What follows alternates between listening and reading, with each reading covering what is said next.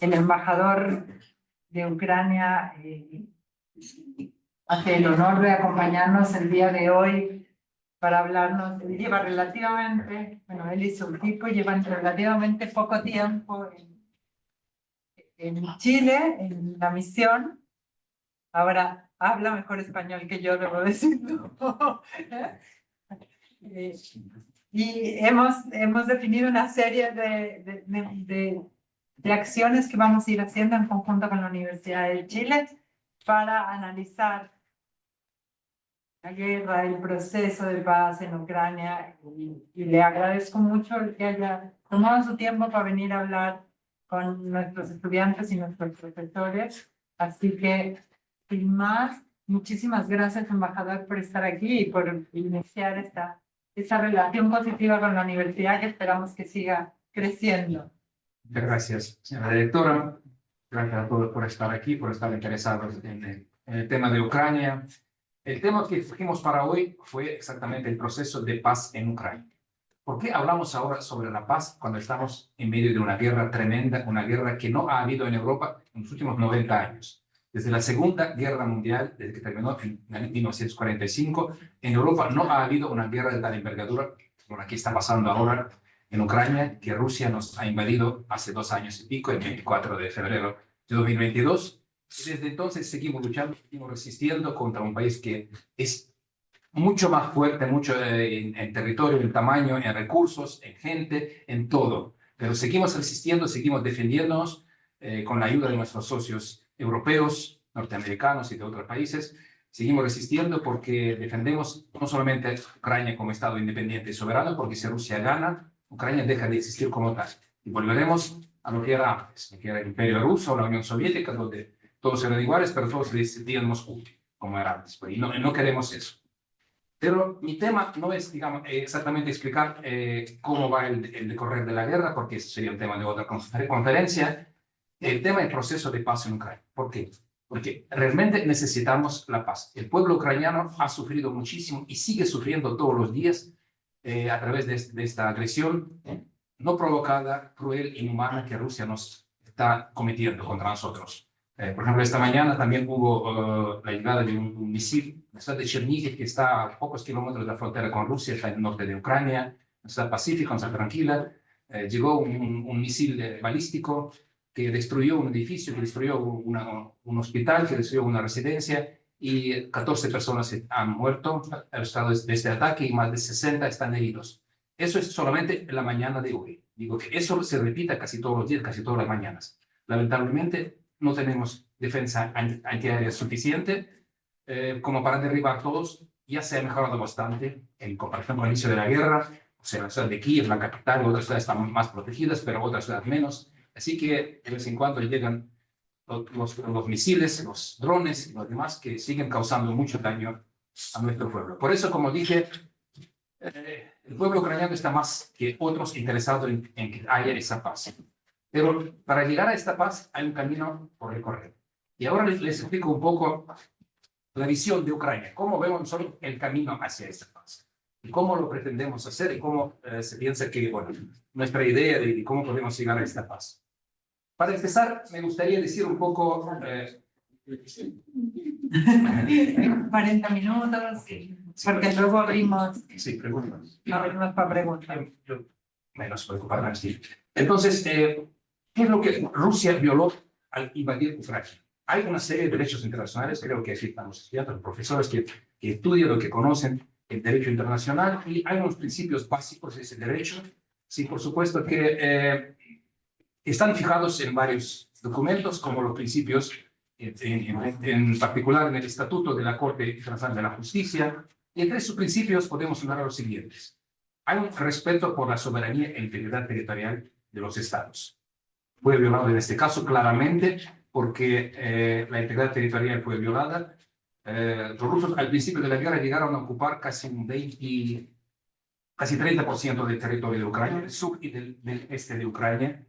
En el año 22 y principio del 23 logramos reconquistar casi la mitad de lo que nos fue conquistado al inicio de la guerra. Pero igual, una buena parte, más del 20% del territorio de Ucrania, sigue siendo bajo la ocupación rusa. En principal, las regiones orientales, las regiones de Donbass y el sur de Ucrania.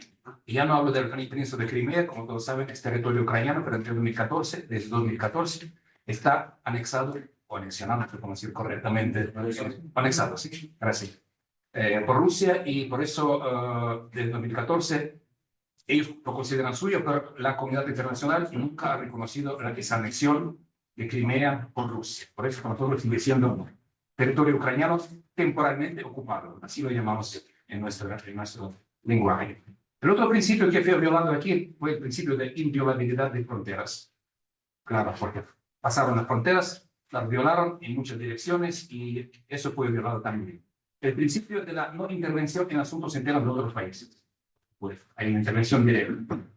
El principio de la prohibición de la amenaza o del uso de la fuerza.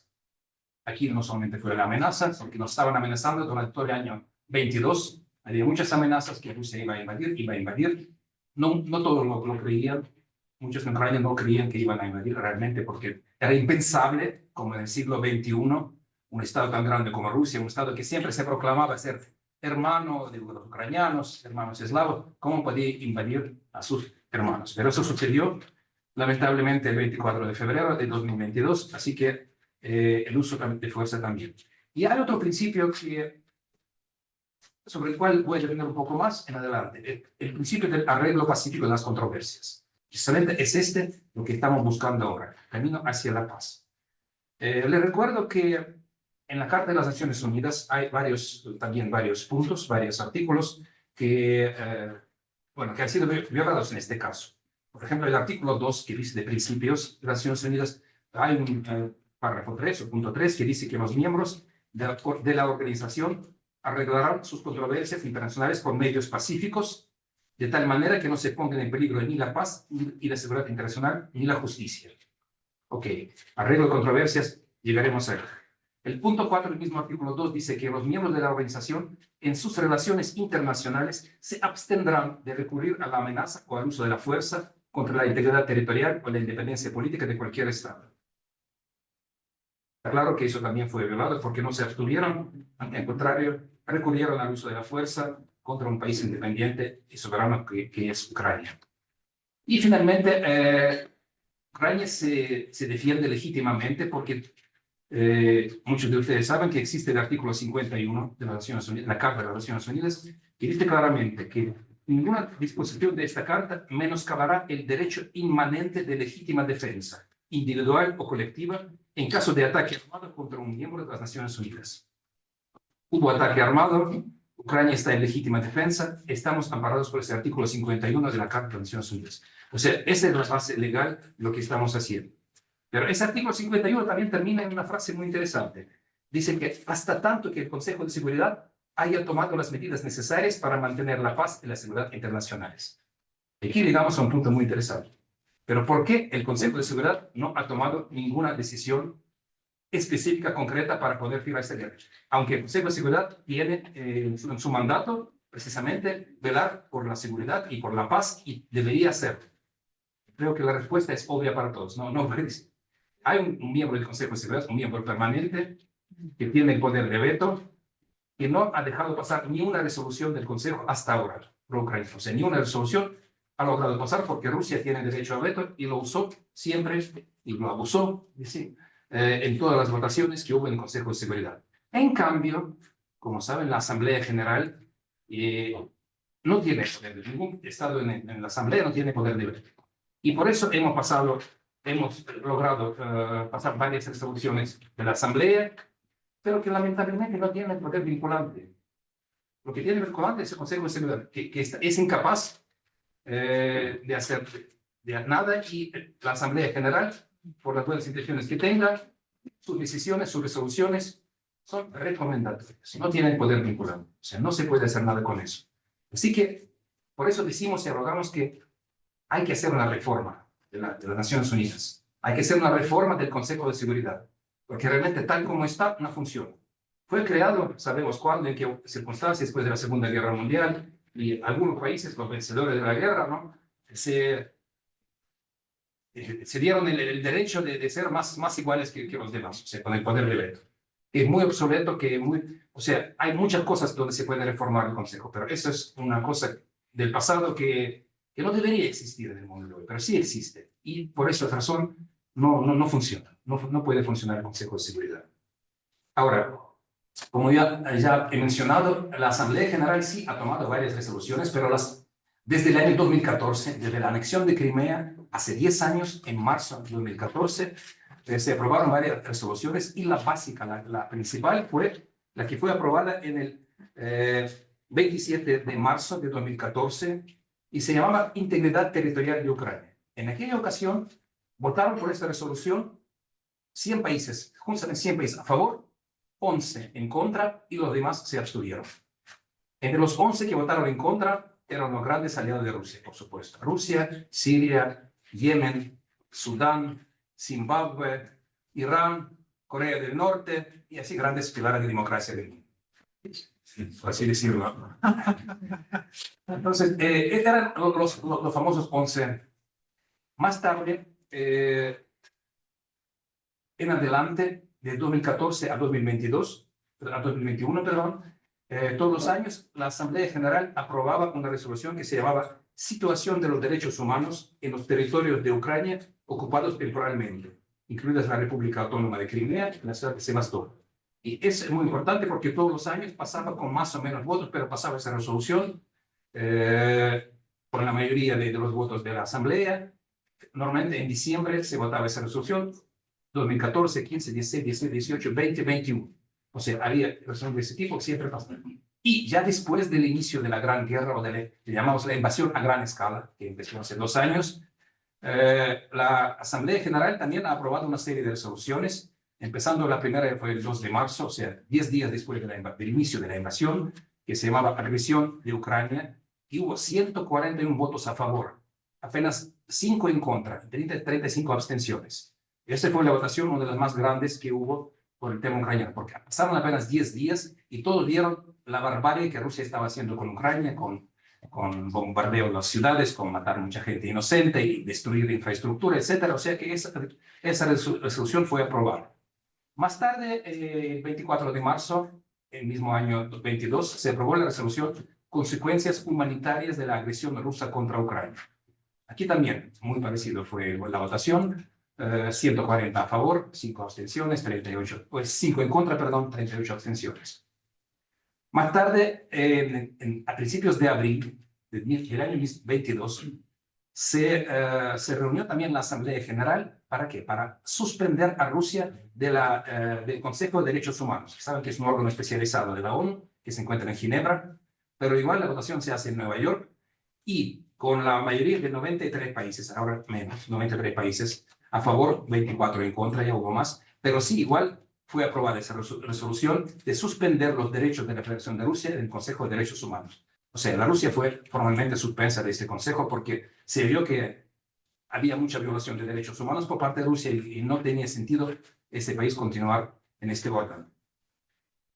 Más tarde, en el mismo año 22, en octubre, se aprobó más una resolución que se llamaba Integridad Territorial de Ucrania, 2 puntos, defensa de los principios de la Carta de las Naciones Unidas. Ya hablamos de la Carta, de lo que fue violado, y aquí otra vez la comunidad internacional votó para que estos principios eran restablecidos. Y esa tenía la votación más grande de todas, tenía 143 países a favor que votaron de esa resolución, 5 en contra, 35 abstenciones. Luego, en noviembre del año 22, el año 22 fue el año más difícil de la guerra, más duro el inicio de la guerra, y la comunidad internacional seguía de cerca y aprobaba, o sea, se reunía muchas veces por el tema de Ucrania. Entonces, el 14 de noviembre del mismo año 22 se votó la resolución Promoción de vías de recurso y reparaciones por la agresión contra Ucrania. O sea, que ya se habló un poco de reparaciones, un poco de cómo Rusia iba a responder más tarde, terminada la guerra, cómo iba a reparar todo el daño causado a Ucrania, porque el daño era enorme y desde entonces se aumentó muchísimo más. Y finalmente la última resolución votada hasta ahora en la Asamblea General fue hace un poco más de un año, en febrero de 23, Y esa resolución se llamó Principios de la Carta de las Naciones Unidas, en los que se basa una paz general, justa y duradera en Ucrania. Otra vez 141 países a favor, 7 en contra. Y aquí me voy a detener un poco más sobre esa resolución, porque esa resolución después sirvió de base de lo que llamamos la fórmula de paz ucraniana. Voy a pasar a este tema, pero esta resolución, que hablo el 23 de febrero de 23, entonces la resolución exige a Rusia, y aquí abro comillas, que retire de inmediato, por completo y sin condiciones, todas sus fuerzas militares del territorio de Ucrania dentro de sus fronteras reconocidas internacionalmente. Cierro comillas, eso fue la citación de esta resolución. Y también esta resolución instó al cese de las hostilidades y recalcó la necesidad de alcanzar cuanto antes una paz general, justa y duradera en Ucrania, en consonancia con los principios de la Carta de las Naciones Unidas. Tenemos la base. Esta resolución no es vinculante para Rusia, por supuesto, pero ya reflejó la posición de la comunidad internacional cuanto a las posibles vías y caminos de la paz, de llegar a la paz en Ucrania. En primer lugar, como exigió el retiro inmediato de las tropas y de todas las fuerzas militares Rusia, y por otro lado también la instó a cesar las hostilidades, que lo que, como sabemos, no fue nunca hecho. Pero entonces esta fue la resolución en la que se basó lo que pasó un poco más tarde, yo lo explico. Y ya casi termina. Bueno, hubo varias resoluciones de otros órganos internacionales como la UNESCO, la Organización Internacional de Energía Atómica, etcétera, también condenando la invasión rusa y exigiendo en las áreas específicas, sobre todo en la UNESCO, en la cultura, las artes y lo demás, porque Rusia también ha destruido muchos museos, muchas iglesias, catedrales, casas de música, etcétera. O sea, un enorme daño que nos hizo Rusia, pero entonces cada órgano internacional en su área específica trató de hacer algunas resoluciones. Pero hubo una resolución aquí en el continente, aquí en el hemisferio occidental, que fue la Organización de los Estados Americanos. Y esa organización, en abril del año 22, se reunió por el tema de la invasión rusa y decidió hacer lo siguiente. Rusia tenía el estatus de observador, por supuesto, no siendo país del hemisferio occidental, no puede ser miembro, igual que Ucrania, igual que los europeos. Todos somos, Ucrania es observador, Rusia era observador. Entonces, lo que se decidió en abril del 22 fue suspender el estatus de la Federación de Rusia como observador permanente ante la OEA. Y eso fue votado por 25 votos a favor. Ustedes saben que la OEA tiene 33 miembros. Entonces, 25 votos a favor, 8 fueron abstenciones y ningún país votó en contra. Aquí hay que tener en cuenta que esa organización no abarca a todos exactamente. Ustedes saben que Cuba y Venezuela están suspendidos como miembros, no pueden votar. Y Cuba y Venezuela están suspendidos. Nicaragua no votó en aquellos. No sabemos las razones, pero era miembro, pero no votó en contra. O sea, con 25 votos a favor y 8 abstenciones, se aprobó esa resolución de la OEA y Rusia quedó suspendida simbólicamente, porque es claro que no les molesta mucho, ¿verdad? Pero simbólicamente esos países de esa región también se pronunciaron como en defensa de Ucrania y como en contra de la invasión rusa. Y también quiero hacer una citación. Una parte de esta resolución decía así: suspender inmediatamente el estatus de observador permanente de la Federación de Rusia ante la Organización de los Estados Americanos hasta que el gobierno ruso cese sus hostilidades, retire todas sus fuerzas y equipos militares de Ucrania dentro de sus fronteras internacionales reconocidas y vuelva a la senda del diálogo y la diplomacia. Fin de citación. Eso fue, digamos, el argumento de la OEA para suspenderlo. Ahora, antes de llegar a el camino donde estamos ahora, en el proceso de paz, quiero decir que Ucrania nunca se negó a negociar con Rusia. Desde 2014, desde la anexión de Crimea y la parte del Donbass en el oriente, hemos tenido con Rusia 200 rondas de negociaciones en diferentes formatos, en diferentes lugares. Hubo el famoso proceso de Minsk, otros formatos, pero Rusia siempre violaba lo acordado en esas negociaciones.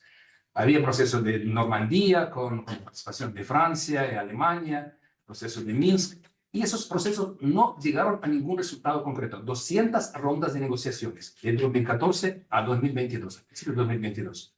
Nada. Por el contrario, esos procesos fueron utilizados por Rusia para preparar la invasión que llegó a suceder en febrero de 22. Por eso pensamos que cualquier negociación con Rusia o el cese del fuego es imposible, bueno, hasta que las tropas y el material bélico ruso se encuentran, permanezcan en nuestro territorio. Y sabemos que una tregua o digamos, un cese al fuego, que fueron hablados muchos y violados todos por Rusia, puede ser utilizado por Moscú para fortalecer sus posiciones en los territorios ocupados y prepararse para una nueva ofensiva. Y ahora quisiera pasar entonces a dónde estamos ahora y qué perspectivas tiene Ucrania para este proceso de paz.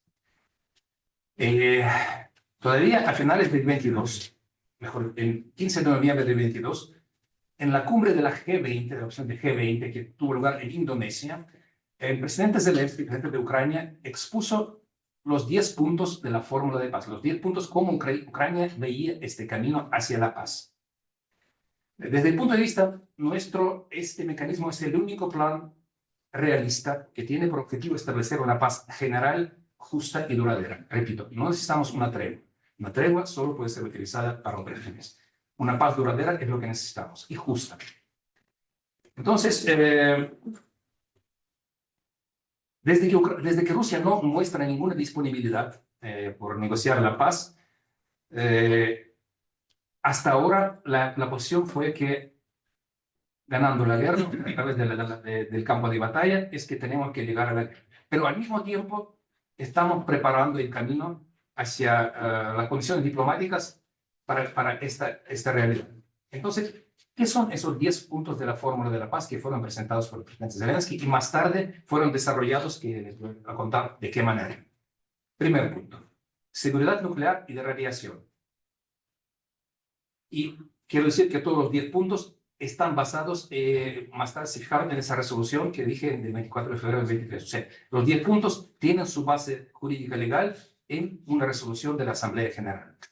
Segundo punto, seguridad alimentaria, que también fue violada, y sabemos que Ucrania exportaba mucho grano, muchos cereales a países de África y por el Mar Negro tenía el corredor, que Rusia también salió de este acuerdo, y Ucrania tuvo que hacer una ruta alternativa para sacar sus productos. Igual los estamos sacando. Hijo muchos países de África dependen en cierta medida de los productos producidos en Ucrania. África, Medio Oriente, los estamos llevando ahí, pero se hizo más complicado por el tema del Mar Negro. Tercer punto, seguridad energética. Aquí solo puedo decir que Rusia, como uno de sus objetivos, se ha planteado destruir el sistema energético de Ucrania. Y lo que vemos en las últimas semanas, desde finales de marzo de este año hasta ahora, que hubo muchos ataques con misiles, con drones contra centrales eléctricas ucranianas, termoeléctricas, hidroeléctricas. Y gracias a Dios que no hubo ningún ataque con central nuclear hasta ahora. Pero existe este peligro, existe esta amenaza.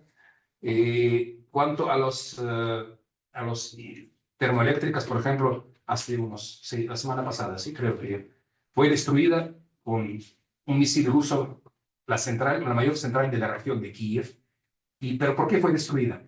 Ellos lanzaron simultáneamente 11 misiles balísticos, que son muy difíciles de interceptar, pero sí, en Ucrania existe el sistema Patriot, el sistema norteamericano, que nos fue suministrado por nuestros aliados, y que es capaz de interceptar esos misiles. Entonces, lo que pasó fue que 7 de los misiles que estaban, los primeros, eran interceptados por los contramisiles de Patriot. Y luego se acabaron los misiles ucranianos. Ya no teníamos 0. Los 4 que llegaron ahí impactaron en la central, que quedó destruida. Por eso, el punto de seguridad energética es muy importante, porque Rusia realmente quiere sumergirnos en la oscuridad y en el frío, en invierno. Si no tenemos centrales eléctricas, también no tenemos calefacción, no tenemos agua caliente, etcétera, etcétera. O sea, es una serie de problemas. Cuarto punto, liberación de prisioneros y personas deportadas. Y ese punto es muy importante porque hasta ahora hemos hecho, no sé, unos 20 intercambios, digamos, y muchos de los prisioneros que fueron prisioneros y personas deportadas fueron devueltos a Ucrania, pero muchos más están todavía en el cautiverio ruso. Por eso ese punto es muy importante y sobre este punto se generó otra iniciativa muy importante que quiero hablar un poco. Se creó una coalición internacional para el retorno de los niños ucranianos, porque otro crimen que hicieron los rusos fue sacar a los niños que perdieron a los padres o donde no se sabía del paradero de los padres, los deportaban por fuerza a Rusia y los daban para adopción. O sea, ahí como que la persona dejaba de existir como ciudadano ucraniano y los inculcaban en la propaganda rusa y lo demás. Y se calcula que miles de niños ucranianos todavía siguen siendo así, en condición de deportados y lo demás. Así que esta coalición internacional es liderada por dos países, Ucrania y Canadá. Canadá nos está ayudando en eso. Hay varios mecanismos de cómo están buscando, cómo están devolviendo. Algunos niños ya fueron devueltos, pero sigue ese proceso. O sea, está todo dentro de este 4 puntos, liberación de prisioneros y personas deportadas. El quinto punto se llama cumplimiento. Vienen ahora. Viene un grupo de... Sí. Ahora en mayo viene un grupo aquí de niños que habían sido secuestrados y después retornados a Ucrania. Vienen acompañados por adultos, por representantes de Fiscalía General, del Ombudsman, o sea, del Defensor de la Niñez. Y aquí estamos preparando una serie de actividades en Santiago con estos niños para que expliquen cómo les fue su historia. Por supuesto, respetando el sentimiento de los niños que han pasado por cosas tremendas. Sí, eso está dentro del ámbito de esta coalición, que lo vamos a hacer aquí en Chile. Ahora, pasando al punto quinto, es el cumplimiento de la Carta de las Naciones Unidas y restablecimiento de la integridad territorial de Ucrania y del orden mundial.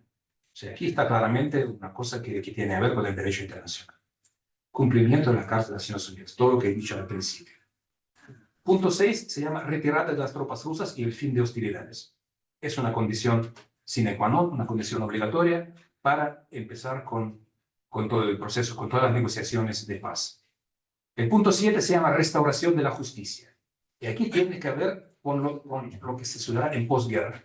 O sea, queremos que todos los criminales que daban órdenes, que cumplían órdenes, que mataban gente, que lanzaban misiles, que lanzaban bombas, que sean juzgados, que sean llevados a la justicia.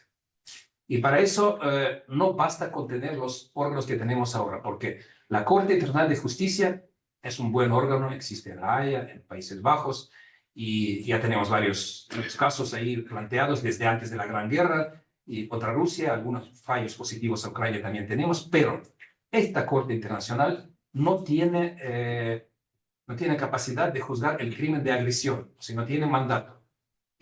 Puede juzgar crímenes de guerra, crímenes de lesa humanidad, otro tipo de crímenes, pero no el crimen de agresión. No hay en el mundo un órgano permanente que tenga esa capacidad. En el pasado fueron creados algunos tribunales especiales, por el tema de la ex Yugoslavia, por el tema de Ruanda, etc. Ya hubo casos cuando se creaban así. Por eso Ucrania, con nuestros aliados, estamos abogando por la creación de un órgano, un tribunal ad hoc, un tribunal especial para juzgar el crimen de agresión de Rusia, desde el alto mando hasta abajo. Ustedes saben probablemente que la Corte Internacional de Justicia emitió el orden de captura contra el presidente Putin y su ombudsman para los niños por el tema justamente de la deportación de los niños ucranianos. Eso fue en marzo de 23, ¿sí? Marzo de 23, esa orden de captura existe internacional. Por esta razón, Vladimir Putin no puede viajar mucho por el mundo, porque hay un temor que si llega a un país, y países miembros de esta corte lo pueden arrestar. Bueno, por eso está más tiempo pasando en Rusia que saliendo afuera. Ahora, el punto 8 de la fórmula se llama seguridad ecológica o medioambiental. Aquí tiene que ver también con que Rusia ha causado muchísimo daño al medio ambiente de Ucrania. Y entre todos los crímenes que hizo en ese sentido, tal vez el crimen más conocido fue que destruyó una represa de la central hidroeléctrica de Kajovka, al sur de Ucrania, lo que provocó una inundación que inundó miles y miles de kilómetros cuadrados del territorio ucraniano. Y eso fue terrible porque la gente tuvo que abandonar sus casas, la gente tuvo que salir de esa región y el ecosistema fue muy damnificado, fue muy dañado en esta región sur, la región de Gerson de Ucrania. Ahora, el punto 9 de la fórmula se llama prevención de la escalada o la repetición de la agresión. Aquí también hay algo que pensar los juristas, cómo se puede prevenir en el futuro que se repitan casos semejantes como lo hizo Rusia ahora contra Ucrania. Y el punto 10 finalmente se llama confirmación del fin de la guerra. O sea, ¿qué documento, qué acuerdo, qué documento puede servir para poner fin a esta guerra? Porque sabemos que las guerras terminan de manera diferente. Y ya estamos pensando en cómo va a ser eso. Entonces, de cómo va a ser confirmado este fin de la guerra y la no repetición en el futuro, eso también es una tarea a pensar. Entonces, esos son los 10 puntos de la fórmula de paz. Y desde que el presidente Zelensky los anunció en noviembre de 22, durante el año 23 hubo una serie de varias conferencias, iniciativas, eventos sobre diferentes puntos de la fórmula. Y esos todos eventos se dividieron en 3 niveles. Primero, el nivel fue la reunión regular, casi mensual, del jefe de la presidencia de Ucrania con embajadores de otros países acreditados en Kiev, en Ucrania. Y en esas reuniones los embajadores discutían cómo se podía implementar uno u otro punto, proponían sus ideas, después reportaban sus capitales. También la embajadora chilena en Varsovia, que responde por Ucrania. En Ucrania no tenemos una embajada de Chile, pero la embajadora chilena en Polonia participó de esas reuniones de manera telemática. También hubo 4 reuniones más importantes en el año 23 a nivel de consejeros políticos o consejeros de seguridad de los jefes de Estado, o sea, un nivel mucho más alto que embajador, un consejero político. Y esas reuniones tuvieron lugar primero en Copenhague, en Dinamarca, fue en junio de 2023 y participaron 15 países. La próxima reunión, que fue en Arabia Saudí, en la ciudad de Jeddah, en agosto, ya participaron 42 consejeros de países. La tercera reunión en octubre del mismo año tuvo lugar en Malta, en el Mediterráneo, con participación de 66 países ya. Y finalmente la última reunión tuvo lugar a este nivel en Suiza, en Davos, en enero de este año 24 ya, con la participación de 82 países. O sea, ya hemos visto de 14 o de 15 llegó a 82. Eso también quiere decir que los más y más países fueron incorporados a la discusión de esta fórmula de paz y cómo realmente efectuarlo.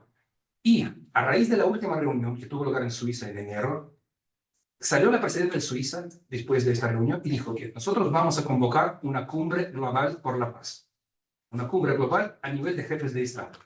Y vamos a invitar a todos los países democráticos, todos los países que respetan la Carta de la ONU, a esta cumbre. En total, hasta 120 países se planea invitar. Finalmente, hace una semana solo que se definió el lugar y la fecha. Bueno, sabíamos que era en Suiza, pero ahora ya tenemos definición que será el 14 y el 15 de junio en Suiza y será en un pueblo, un pequeño, un resort de la montaña, se llama Bürgenstock, está cerca de Lucerna, en Suiza, en el lago de Lucerna, un lugar bastante tranquilo, porque Suiza, país neutral, país que puede servir donde pueden llegar todos. O sea, nos interesa que lleguen más y más gente, porque sabemos del apoyo de los europeos, de los norteamericanos, los australianos, los japoneses, los neozelandeses, etcétera, los coreanos del sur, pero hay muchos países de lo que se llama el sur global, donde la posición no es tan clara, no es tan coherente, no es tan nítida en defensa de Ucrania. Por eso queremos invitar a todos, a nivel de jefes de Estado, que lleguen a Suiza, a un lugar neutro, y que se hablen y que piensen cómo se puede hacer este camino hacia la paz. El país que no va a ser invitado en este momento es Rusia. En este momento no pensamos, y ni los suizos ni nosotros como organizadores, no vamos a invitar a Rusia en este momento. Y a partir de esa conferencia se piensa que se va a iniciar un nuevo proceso, ya las conferencias específicas sobre cada uno de esos puntos de la fórmula. Y en esas conferencias, ya a nivel ministerial, van a participar los ministros de respectiva área, por ejemplo, seguridad energética, el ministro de Energía, por supuesto, medioambiental, el ministro de Medio Ambiente. Y esas conferencias tendrán lugar durante el año 24 en diferentes países que van a liderar puntos. Por ejemplo, Japón va a liderar seguridad nuclear. Por el tema de Fukushima, ese es muy cercano y así lo van a hacer. Países Bajos van a liderar el tema de justicia internacional. También porque tienen la Corte Internacional de Justicia y lo demás, es un país que... Y así, por el estilo, diferentes puntos en diferentes países van a tener lugar esas conferencias. Y cuando ya se haga, digamos, una hoja de ruta, un roadmap, una cosa que más o menos esté consensuada entre varios países, ahí se piensa que se va a hacer una segunda cumbre donde sí ya podemos invitar a Rusia. Si Rusia esté dispuesta a aceptarlo, no sabemos cuál sería el liderazgo de Rusia, si será Putin, será otro líder, cómo va a cambiar la Rusia internamente, si va a pasar, pero si está preparada a negociar la paz, le propondremos digamos, esta hoja de ruta para que vean y ahí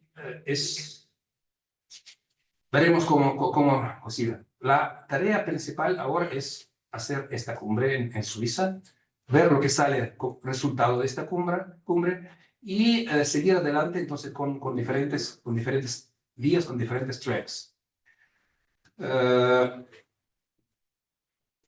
Un poco solo para terminar ya, entonces, no, me preguntan siempre cómo vemos las relaciones Ucrania-Rusia después de esta guerra. En primer lugar, las relaciones nunca serán las mismas. Todos nosotros que nacimos, crecimos en Ucrania, tenemos o familia o parientes o amigos en Rusia, o sea, era todo muy entrelazado dentro de la Unión Soviética y, por ejemplo, la familia de mi esposa nació en Rusia, yo nací en Ucrania, así. Pero después de lo que nos han hecho en esta guerra, después de la agresión tremenda que sufrimos, seguramente que no va a ser lo mismo. Y por eso repetimos que Rusia primero tendría que terminar su guerra de agresión, restablecer la integridad territorial de Ucrania, o sea, salir de nuestro territorio y asegurar el respeto a nuestra soberanía y la no repetición de la agresión. Y por supuesto que, como dije, los culpados del crimen de la agresión, crímenes de guerra y crímenes de lesa humanidad, que son varios tipos de crímenes, pero igual todos deben ser llevados a la justicia internacional. Ya dije y vuelvo a repetir solo para terminar. A veces nos proponen que tengamos una paz ahora, que nos sentemos a negociar ahora y que que renunciemos a una parte de nuestro territorio solo para tener paz. Y eso es inaceptable para Ucrania en este momento. En la historia ya hubo casos cuando la tentativa de preservar una paz frágil, entregando al agresor los territorios ocupados, llegó a producir la guerra de mayor envergadura del mundo. Todos recordamos la historia de antes de la Segunda Guerra Mundial, cuando a Hitler le proponían tomar esta parte de otros países, pensando que él iba a parar con eso. No paró. Comenzó la Segunda Guerra Mundial. Ahora no digo que estamos a bordo de la Tercera Guerra Mundial, pero es algo muy parecido y si renunciamos a nuestros territorios, eso sería un estímulo, un premio para que continúe con la agresión. Y no solo con Ucrania, porque ya vemos que los países europeos están muy preocupados, nuestros vecinos están muy preocupados, porque si Rusia triunfa en Ucrania, si logra conquistar nuestro territorio, puede ir más lejos, puede ir a Polonia, puede ir a la Europa Oriental, a los bálticos que están muy amenazados, que están muy al lado y saben muy bien, finlandeses, suecos, noruegueses, saben muy bien lo que está al lado de Rusia y por mucho tiempo. Así que realmente en Europa existe ese temor de que pueda expandirse Rusia. Por esa razón nos ayudan tanto, por esa razón nos dan las armas que nos dan y por esa razón, y no pedimos que nos manden sus soldados o que manden a defender sus tropas de defender Ucrania, no. Podemos defendernos nosotros mismos, pero necesitamos armas, necesitamos cosas con que defendernos. Y eso es lo que pedimos a nuestros aliados. No manden su gente, que no va a morir en Ucrania, pero mándennos la defensa antiaérea en primer lugar para defendernos las ciudades y las cosas para atacar, para contrarrestar y para reconquistar nuestro territorio. Porque ahora se llegó a un punto que en algunas instancias, algunas líneas de frente, contra 10 disparos de artillería rusa tenemos solo un disparo. O sea, una disparidad muy grande. El año pasado ya casi teníamos la paridad. Pero ahora nuevamente, por varios temas que no voy aquí a enumerar, pero estamos en escasez de municiones y por eso necesitamos este plan. Pero, como dije, es otro tema, el tema de la guerra. El tema del camino hacia la paz es así como lo vemos, así como lo planteamos y, bueno, esa es la visión ucraniana. Muchas gracias por su atención. Ahora estoy dispuesto a responder a las preguntas.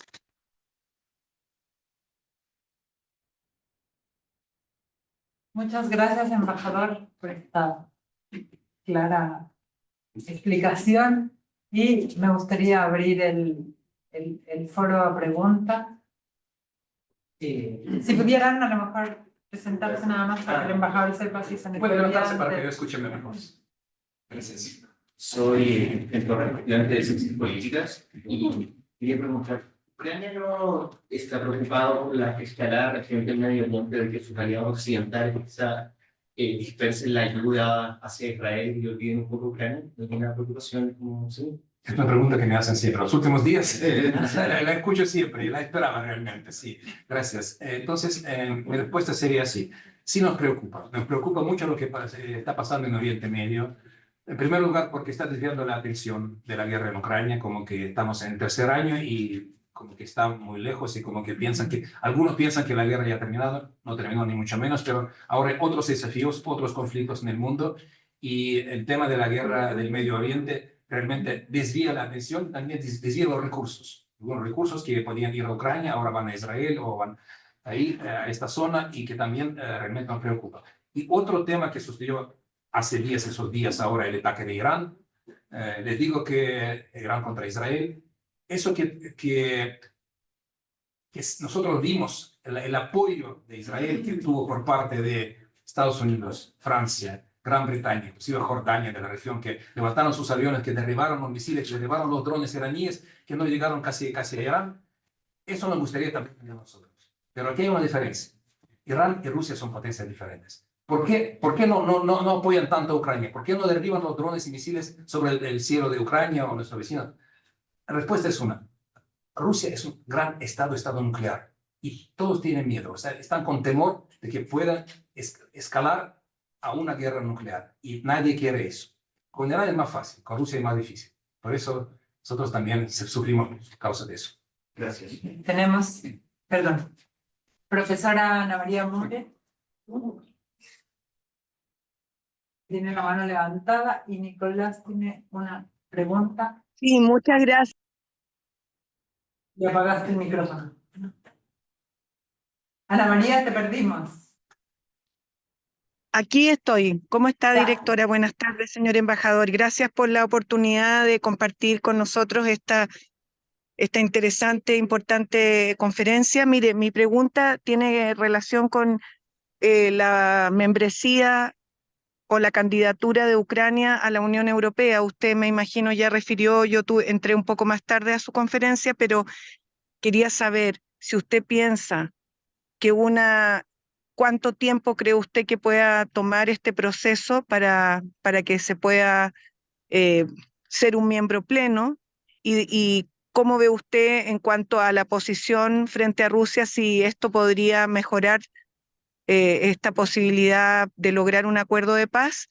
¿Y a qué otras organizaciones internacionales cree usted que podrían también hacer una diferencia en este camino hacia la paz, que usted piense que pudieran ser actores clave en este proceso que usted indicó? Muchas gracias a todos. Muchas gracias, señor embajador y señora directora. Buenas tardes. La profesora Ana María es una de nuestras expertas en la Unión Europea. Sí, muchas gracias por esta pregunta, señora profesora. Realmente el camino hacia la Unión Europea, o sea, lo llamamos la integración europea, está fijado en la Constitución de Ucrania. Es uno de los objetivos del año 2017 que se fijó en la Constitución, la integración europea y la integración euroatlántica. Euroatlántica quiere decir la OTAN. Y son dos cosas bien diferentes. Sí, con la Unión Europea ya estamos bien avanzados. El año pasado obtuvimos el estatus, en junio del año pasado, el estatus de candidato a miembro de la Unión Europea. Y este año, creo que dentro de un mes, en mayo, principios de junio, vamos a empezar las negociaciones de adhesión. Esas negociaciones van a durar algunos años, estamos conscientes de eso. Algunos países de la Unión Europea lo pasaron por 10, 5, 8 años. Esperamos que para Ucrania será mucho menos. Pero, en cualquier caso, bueno, ya somos, digamos, desde hace unos años que nos estamos acercando nuestra legislación en diferentes materias, o sea, estamos muy cerca de la Unión Europea en el tema económico, en el tema comercial, en el tema de aranceles, en lo demás, estamos acercándonos. Sin ser miembros de pleno derecho de la Unión Europea, tenemos muchos derechos y muchas ventajas que gozan los miembros. Pero la Unión Europea es una organización de valores, una organización de estados digamos, que valoran la democracia, los derechos humanos y los demás. Queremos llegar ahí porque es ahí donde está nuestro nuestro objetivo y nuestro lugar, consideramos. Y en eso tenemos mucha diferencia con Rusia, porque Rusia es un país más euroasiático y que tiene una mirada más para el Asia, o sea, tiene 90% del territorio en Asia y además como que no es tan europeo como Ucrania. Ucrania siempre ha sido y fue un país europeo. Hace 1000 años, la antigua ciudad de Kiev fue capital de un gran imperio, la Rus de Kiev, y fue, digamos, el rival de Constantinopla en su tiempo, más grande que Londres o París en el siglo XI. Ya éramos parte de Europa en los siglos pasados. Queremos volver a serlo. Pero la Unión Europea no es una unión defensiva. En cambio, la OTAN sí, es una unión defensiva. Y ahí, si hubiéramos sido miembros de la OTAN, claro que todos entienden que Rusia nunca habría atacado a Ucrania. Nunca habría atacado porque existe el famoso artículo 5 del Tratado de Washington: ataque contra un miembro es ataque contra todos, y la defensa colectiva. No somos miembros de la OTAN, somos un socio privilegiado. Desde el año pasado también ha elevado estatus, tenemos un asiento casi permanente en Bruselas, en la sede de la OTAN, pero no somos parte de la OTAN. Y queremos llegar ahí. Comprendemos que no va a ser fácil durante la guerra, porque un país en guerra no puede ser adoptado, porque si no, la OTAN tendría que entrar en guerra de Ucrania. Lo que Rusia dice que están haciendo guerra contra la OTAN, no, están haciendo guerra contra Ucrania, pero estamos apoyados por la OTAN, pero sin ser miembro. Así que son esos dos: Unión Europea como unidad de valores y la OTAN como una unidad defensiva, como una unidad defensiva, la principal que tiene el mundo. Ahí sí estaríamos bien. ¿Sí? Si le parece que tomemos 3 preguntas. Tenemos una en el chat de Nicolás Oyarzún, que pregunta cuál es el estado actual de los millones de desplazados ucranianos por la guerra. ¿Se contemplan medidas al respecto dentro del plan de la paz? Y Andrés, el profesor Andrés Dockendorf, y después y Cristóbal. Ana María, No, Ana María, ya estuvo. Sí, ¿Tomamos 3 preguntas o quiere ir de a una? Como no, usted prefiere. mejor de a una para no De a olvidar. una. Ya. Entonces, el tema de los desplazados realmente es un tema muy doloroso para Ucrania. En los primeros días de la guerra, creo que ustedes han visto algunas crónicas documentales, miles y miles y miles de personas, principalmente mujeres y niños, trataban de salir de las ciudades que estaban siendo bombardeadas, destruidas, y salvando sus vidas, la vida de sus hijos. Trataban de ir los trenes que iban a la frontera occidental de Ucrania, con Polonia, con Hungría y con Eslovaquia, estaban llenos de mujeres, niños, y se calcula que en los primeros meses o semanas o meses de guerra salieron hasta 11 millones de personas ucranianas al exterior. Imagínense, 11 millones de personas que abandonaron sus hogares, abandonaron sus seres queridos. A lo mejor los hombres se quedaron ahí en Ucrania porque, bueno, se previó la salida de los hombres, pero esas mujeres y niños salieron ahí. Después, cuando ya a finales de 22 reconquistamos los territorios, rechazamos las tropas rusas de la capital, de otra ciudad del norte, se restableció poco a poco la vida normal en algunos centros urbanos, comenzó el proceso de retorno. Y hasta ahora se calcula que hasta 5,5 millones de personas están dispersadas por Europa, principalmente en Alemania, más de 1 millón de personas, Polonia, también Eslovaquia, Hungría, Rumania, Francia y otros países ahí son menos, pero están ahí. Por supuesto que Ucrania necesita a toda esa gente. Por supuesto que queremos que retornen a Ucrania para vivir en sus casas, en su tierra, sí. Pero el camino es largo. Todavía los que regresaron fueron principalmente los de lugares más seguros, que ahora están más seguros. No era al principio de la guerra.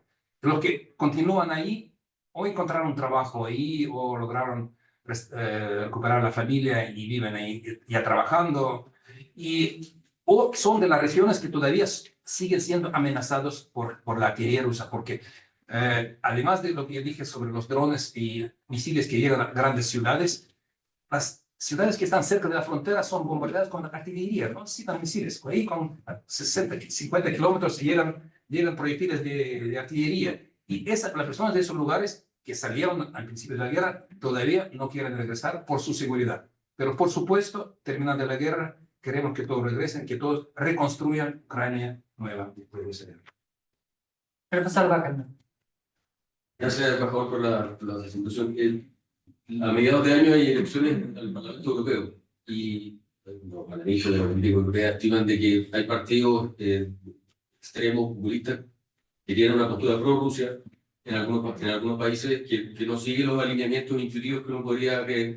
Y esos partidos, algunos partidos que serían en el Parlamento Europeo. ¿Usted cree que eso tiene algún efecto potencial en el apoyo de la Unión Europea a Ucrania? Vamos a ver, hay que ver. Hasta ahora el apoyo de la Unión Europea ha sido fundamental, ha sido muy importante. Les recuerdo que en febrero de este año la Unión Europea desembolsó o tomó la decisión de dar 50.000 millones de euros para Ucrania por los próximos 5 años. Y ese dinero no es para la guerra, es para mantener la economía que está funcionando en Ucrania. O sea, los ministerios, los pagamentos sociales, pensiones y todo lo demás, para que funcione Ucrania como Estado. Y es un apoyo muy grande, muy grande. Sí, algunos países en particular nos ayudan con sistemas de defensa, con armas, pero la Unión Europea en general nos ha apoyado con este aporte muy grande financiero, y realmente hay que ver cómo cambia la estructura del Parlamento, cómo cambia la estructura de lo que es la Unión Europea. No creo que pueda haber muchos cambios en cuanto al apoyo. Sí, pueden haber algunos diputados o algunos grupos, a lo mejor marginales o no tan numerosos, que sí pueden estar en contra de la ayuda a Ucrania, pero no creo que serán la mayoría. No creo en eso. Realmente contamos con que nos van a seguir continuando desde Europa. Cristóbal. Sí. Hola, mi nombre es Jesús Moraga, y le tengo dos preguntas respecto a, primero, el rol de China dentro de las negociaciones para el Tratado de Paz, y sobre el intercambio de rehenes, porque hace un tiempo me enteré de que habían intercambiado como 50 presos ucranianos por un traficante de armas ruso. Bueno, ok.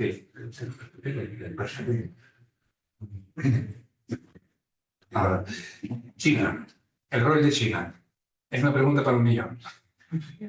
Realmente, China es fundamental en la geopolítica mundial, y su rol, su papel hasta ahora ha sido, digamos, de una neutralidad de palabra, un poco digamos, de posición prorrusa en el hecho, porque sabemos que China, aunque no lo declara, ha vendido algunas cosas a Rusia, no tan abiertamente como lo hizo Irán, por ejemplo, con sus drones, o como lo hizo la Corea del Norte con los proyectiles, millones de proyectiles que vendió a Rusia. Pero China siempre está jugando su papel. Y en esas negociaciones de paz es muy importante que China se ponga del lado del bien, del lado de nosotros. Estamos negociando ahora. Se sabe que recientemente el canciller alemán Scholz está ahora en China o viajó a China. El presidente Macron también de Francia habló mucho con el líder chino, y le están tratando de persuadir. China estuvo muy activo en ese proceso de paz. Primero hay que ver si el representante chino o el gobernante o su representante venga a la cumbre de paz en Suiza. Eso va a mostrar exactamente el papel que China pretende seguir jugando. China no está a favor de que gane Rusia, eso está claro, pero tampoco está muy bien a favor de que gane Ucrania. O sea, China siempre está jugando a lo medio y a lo suyo, a lo chino, y por eso habrá que ver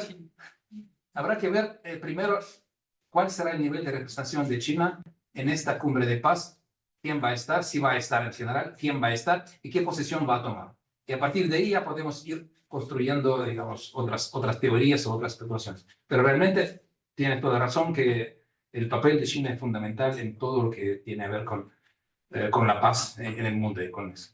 La segunda fue Fue el intercambio de rehenes. Sí, sí, para Ucrania es importante la vida de cada persona, cada defensor ucraniano es importante.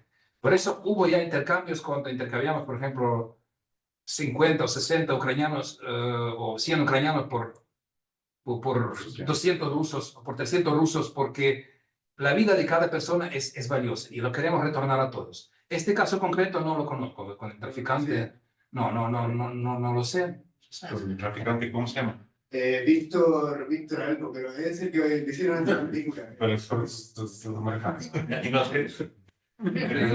No, eso no fue el intercambio con los norteamericanos que hicieron a ese traficante. Discúlpenme. Sí, No, pues, eso era con norteamericanos. No fue con Ucrania, no.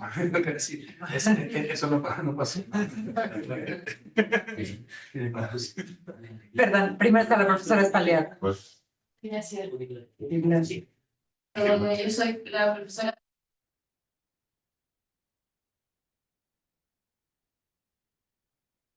Me llama mucho la atención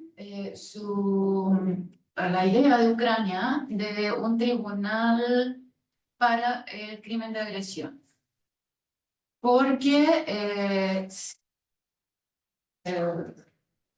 examina, ¿cierto?, todo el debate al interior de la Corte Penal Internacional. El crimen de agresión fue muy difícil de tipificar y tiene por una parte eso. Por otra parte, finalmente cuando se decide, porque inmediatamente no fue posible la conferencia de revisión, ¿cierto?, establecer cómo se gatillaba, cómo en la Corte ejercía jurisdicción, el mecanismo es malo. Porque basta que un Estado diga yo no acepto la jurisdicción de la Corte Penal en este sentido. Pero ahora, el crimen de agresión es el crimen del jefe de Estado. Así está definido. O sea, el que toma la decisión. O sea, yo no sé cómo están pensando ustedes, porque no es... Crímenes internacionales son para identificar personas culpables. Por tanto, aquí, tal como se vino conceptualizando, sería el crimen de Putin. Y yo no creo que Putin esté dispuesto a ir a una corte. Lo otro que usted mencionaba, la chilena de Capitán Lapaje, o sea, hacia luz. También iría, perdone mi comentario, pero de la Corte Penal Internacional.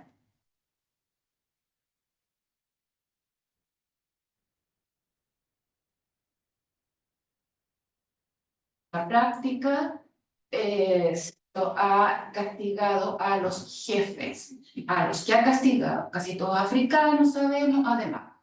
Pero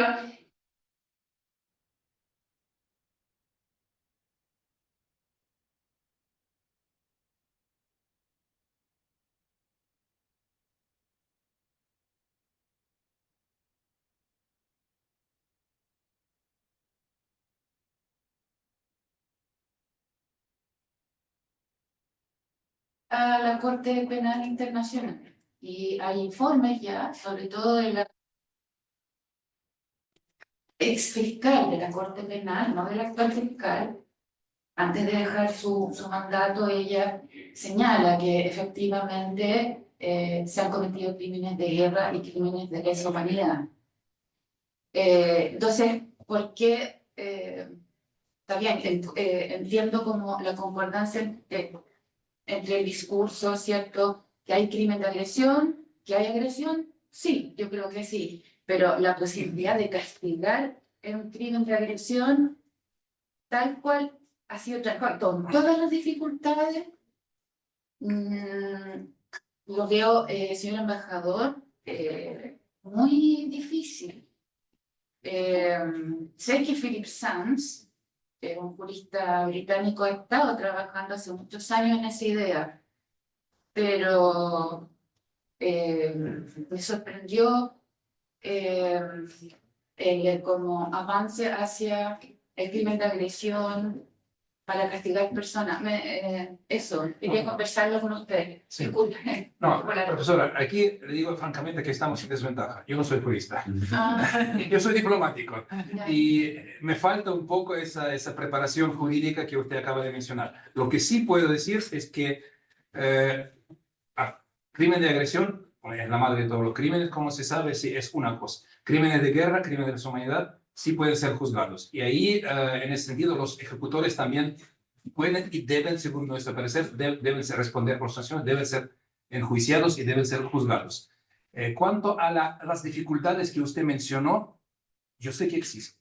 Yo sé que existen porque esta idea por la primera vez se sacó a la luz, si no me acuerdo, en el año 22 todavía, del Tribunal Internacional, el Tribunal Especial. ¿Sí? Y desde entonces se ha venido discutiendo en diferentes foros, en diferentes formatos, en La Haya, en Londres, no sé dónde. Hay muchos juristas, no como yo, pero juristas de verdad, que han estado viendo las posibilidades de ese tema. No digo que va a ser fácil, no, digo que es nuestra idea, que estamos trabajando con algunos países, algunos juristas en especial, para ver cómo podemos implementarlo. Pero es la idea nuestra y la queremos implementar. ¿De qué manera? No le puedo responder por no tener competencia para eso, disculpe. Ok, no, disculpen.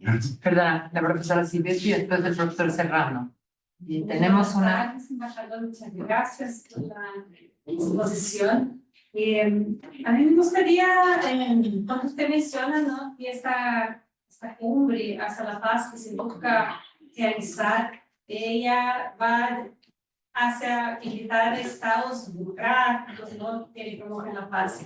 Y dentro de este marco, estados que no se consideran invitar para esta cumbre. Que otros estados no se consideran invitar hacia esta cumbre para la paz. La idea es invitar el mayor número posible de estados. Estamos trabajando junto con los suizos para ver quién realmente puede llegar. Yo sé que una invitación será por del presidente Boris, aquí sin duda, y también a otro jefe de Estado. Y lo que más interesa, como les dije, es que haya más representación del sur global, de África, de Asia, de América Latina, que puedan venir más jefes de Estado. Cuando dije 120 es aproximado, no sé si serán 140 organizaciones cruzadas, ahí se lo están definiendo con Suiza exactamente, pero la idea es el mayor número de personas. Claro que no vamos a invitar, por ejemplo, a Nicaragua, Venezuela, a Siria, Irán, tampoco lo vamos a invitar a algunos países así, pero en general la idea es atraer el mayor número de posible, para oír más voces. Y aquí, como dije, China será fundamental, si participa o no. Vamos a ver si llega a participar o no, o si se organiza alguna cosa en paralelo. Porque hemos tenido muchas propuestas de negociación de otros estados, desde Turquía, desde Vaticano, desde China, desde Brasil. El presidente Lula en su tiempo habló de que él podría resolverlo en pocos días, pero habla muchas cosas, ¿no? Entonces, no es que descartamos alguna propuesta, es que queremos que todas esas propuestas sean encausadas dentro de lo que llamamos nosotros el proceso de paz nuestro. O sea, desde que se respeta la integridad territorial, la soberanía de Ucrania, ahí podemos negociar todo. Pero propuestas alternativas, como por ejemplo, como le dije, paz en cambio de territorios, eso no es negociable. Muchas gracias, señor embajador. Soy Juan Serrano, académico aquí del Instituto de Estudios Internacionales. También soy jurista, pero me pregunto más por la Realpolitik y por el derecho, porque el derecho internacional público, bueno, viene delante y la Realpolitik en el estudio lo cambia. Y quiero justamente hablar del comentario del último punto, de la integridad territorial de Ucrania. Es decir, hasta qué punto realmente esta postura de Ucrania es sostenida en el tiempo de no renunciar a la integridad territorial, es decir, no negociar una paz en la que sean territorios orientales, las regiones ocupadas de 2014 en adelante. Disculpe que sea tan franco, yo toda mi simpatía y solidaridad con el pueblo ucraniano, entiendo que está pasándolo mal a nivel colectivo e individual, pero todos sabemos que Rusia tiene el tiempo de su lado. Las opiniones públicas europeas están dando síntomas de flaqueza, de debilidad en el apoyo de Ucrania. Usted ya lo ha dicho, ¿no? Su propio sueldo está financiado por la Unión Europea, es decir, el Estado ucraniano está en bancarrota técnica, que es un Estado que ya forma parte de la Unión Europea a nivel presupuestario. Entonces, ¿hasta qué punto los europeos, que son países de clase media desarrollada, con experiencia directa, una generación o dos en guerras de ese tipo, van a realmente apoyar y pagar impuestos para mantener el Estado ucraniano, incluso armarse, ¿no? Por supuesto, los países como Polonia, Hungría tendrán la necesidad de adelantar, pero países como España, yo soy español, o Italia, que se ven más lejos del frente, pues dudo de que realmente a medio plazo la demanda de aumentar impuestos en estos países para pagar el Estado ucraniano y un armamento europeo, un ejército europeo que no existe, por eso el Parlamento Europeo no tiene realmente mucho que decir, pues ese tipo de posiciones pueden aumentar. Entonces la pregunta es esa, realmente, siendo muy franco, muy realista, ¿es posible una paz sin un acceso del territorio ucraniano a Rusia? Mire, como dije, no podemos negociar territorios. El tema de Crimea, el tema del Donbass ocupado en 2014, es un tema muy complejo y sabemos que no será tan fácil recuperar esos territorios como recuperar lo que nos fue conquistado después del 22. Y la primera premisa para cualquier negociación es que se saquen las tropas de esos territorios, que dejen de hacer guerra, que dejen de bombardear y disparar con nosotros. Y ahí podemos negociar en varias fases. Yo no soy miembro del gobierno ucraniano, no puedo responder por todo el gobierno, pero la idea general es restablecer la soberanía de Ucrania en las fronteras del 91, o sea, junto con Crimea y Donbass. Pero hacia ahí tenemos mucho camino a percorrer. Entonces, como primera etapa sería liberar los territorios ocupados del 22, sentarse a negociar y ver cómo avanzar más tarde con esos territorios del Donbass y de Crimea, porque, por ejemplo, hay propuestas de hacer nuevos plebiscitos o referendos en esos territorios bajo el control internacional, porque sabemos que el referéndum de Crimea fue una farsa. Fue una farsa, no había observación internacional, había tropas rusas desplegadas, así que no podía votar de otra manera. Pero si hubiera un referéndum bajo observación internacional, con estrictas, con el cumplimiento de las normas del Consejo de Europa, ¿no? En cuanto a las elecciones, ahí se podría ver otro tipo de, digamos, de resultado y otro resultado. Así que mi respuesta es esta. La idea general de Ucrania es recuperar todo el territorio, pero vamos por partes. Adelante. Hola, mi nombre es Francisca, soy internacionalista. Mi pregunta va, ¿cómo se puede realizar realmente un proceso de paz con Rusia, considerando los antecedentes que se tienen, por ejemplo, en otros procesos, cuando Rusia negoció un cese al fuego con Chechenia y 2 años después volvió a atacar? O sea, ¿cuáles son las reales garantías de seguridad que tendría Ucrania al eventual término del conflicto? Sí, es una pregunta muy interesante, la garantía de seguridad. Como dije, no somos miembros de la OTAN, no tenemos el paraguas del bloque, de la alianza que nos pueda defender. Así que Ucrania ha optado ahora por negociar garantía de seguridad de algunos países en separado. Ya tenemos 7, 8, 9 ya acuerdos firmados con varios países. Se empezó por Francia, por Gran Bretaña, por Alemania, Dinamarca, algunos otros, y se están firmando acuerdos de garantía de seguridad de esos países para Ucrania. O sea, hay un mecanismo bilateral, no multilateral, sino bilateral con esos países. Y lo que usted dice sobre, digamos, Rusia que no cumple sus palabras, lo sabemos muy bien nosotros. Hemos tenido experiencia de eso, ¿no? Hace parte de la Chechenia, con todos los cese el fuego que ellos han violado, sabemos perfectamente. Por eso necesitamos el apoyo internacional, por eso necesitamos que no sea Ucrania con Rusia a negociar. No queremos eso. Queremos que sea una margen mucho más amplia, que la comunidad esa que se reúne en Suiza y que más adelante va a seguir reuniéndose, que establezca algunos mecanismos que sean para asegurar esta paz, que sea justa y que sea duradera, que no sea una tregua. Necesitamos ese apoyo internacional. Bueno, a mí por último me gustaría ya agotar, lo tenemos agotado, pero yo veo a muchos de nuestros estudiantes aquí y me gustaría si les cuento un poco qué hace un embajador de un país que está en guerra en su vida diaria, en un país tan distante como Chile.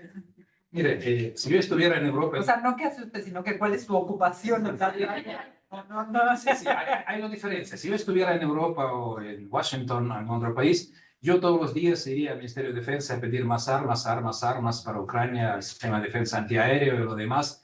Aquí en Chile es diferente. Como sabemos, Chile tiene sus posiciones, tiene sus llamadas líneas rojas, que no puede vender armas, no puede ayudar. Lo que yo estoy haciendo es tocar a todas las puertas, a los ministerios, a secretarías, y decir, ok, si no nos pueden dar armas, denos algo más concreto, más para salvar vidas, denos cosas humanitarias, asistencia humanitaria. ¿Qué tengo en cuenta?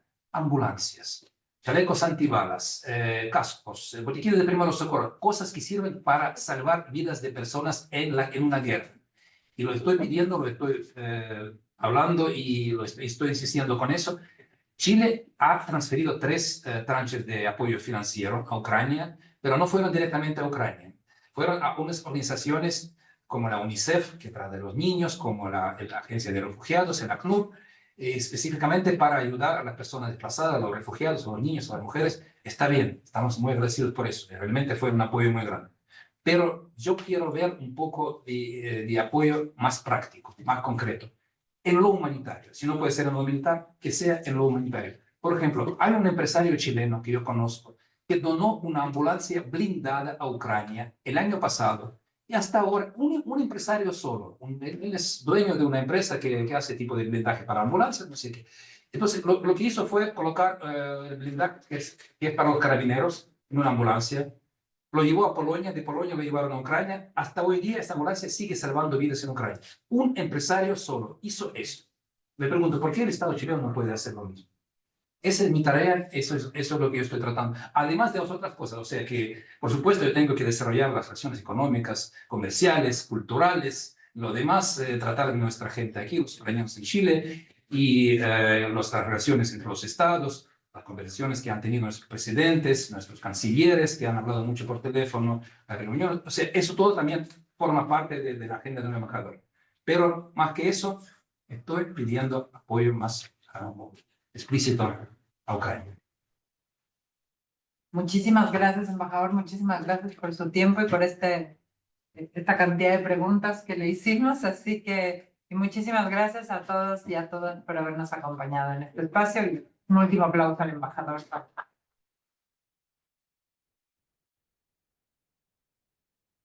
Una visión un poco más amplia, más clara de cómo ve Ucrania el camino hacia la paz. Hay muchas preguntas que es difícil de responder, y yo sé, y que no me la han hecho, y les agradezco por esto, pero los que me han hecho, he tratado de responder con toda sinceridad a la medida de mis conocimientos, porque no puedo conocerlo todo. Muchas gracias. ¿No quieres sangre? ¿Vale? Un poco de... ¿Qué tal si me lo llevo? Sí, por favor.